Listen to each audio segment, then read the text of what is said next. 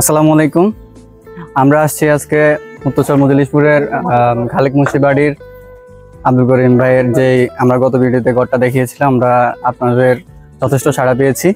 তো আপনাদের সহযোগিতায় আমরা আজকে আসছি ওনার ঘরটা করে দিতে। তো আলহামদুলিল্লাহ আপনাদের পাঠানো সহযোগিতায় আমরা ঘরে হাত দিয়েছি। আমাদের কাজ চলমান দেখতে পাচ্ছেন।